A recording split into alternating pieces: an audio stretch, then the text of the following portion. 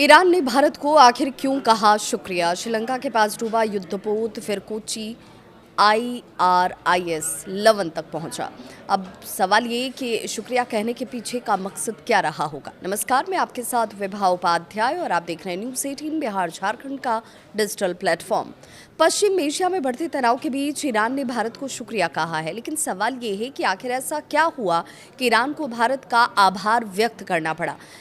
मामला जुड़ा हुआ है ईरानी नौसेना के जहाज, अमेरिका की कार्रवाई और भारत के एक अहम फैसले से। दरअसल हाल ही में श्रीलंका के पास समुद्र में ईरान का युद्धपोत IRIS डेना डूब गया।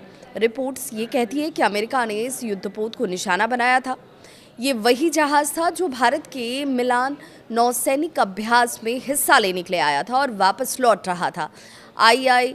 IRIS डेना की घटना के बाद से ईरान की नौसेना के एक और जहाज IRIS लवन को तकनीकी दिक्कतों का सामना करना पड़ा। उस वक्त जहाज हिंद महासागर के इसी इलाके में था। इसके बाद ईरान ने भारत से मदद मांगी और अपने जहाज को भारतीय बंदरगाह पर डॉक करने की अनुमति चाही। भारत सरकार ने इस अनुरोध को स्वीकार करते हुए कोच्चि बंदरगाह पर जहाज को आने की अनुमति दे दी। भारत की अनुमति मिलने के बाद 4 मार्च 2026 को IRIS लवन कोच्चि पोर्ट पर डॉक किया गया। फिलहाल जहाज का क्रू भारतीय नौसेना की सुविधाओं में मौजूद है। विदेश मंत्री एस जयशंकर ने राज्यसभा में इस पूरे मामले की जानकारी देते हुए बताया कि ईरान ने 20 फरवरी को 3 जहाजों को भारतीय पोर्ट पर डॉक करने की अनुमति मांगी थी, जिसे 1 मार्च को मंजूरी दे दी गई थी। जयशंकर ने यह भी कहा कि ये एक मानवीय फैसला था और इसी वजह से ईरान के विदेश मंत्री अब्बास अरागची ने भारत का धन्यवाद किया है। भारत का रुख बहुत साफ है।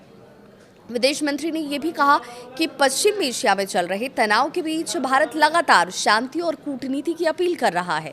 साथ ही सरकार भारत की ऊर्जा सुरक्षा और व्यापारिक हितों को सर्वोच्च प्राथमिकता दे रही है।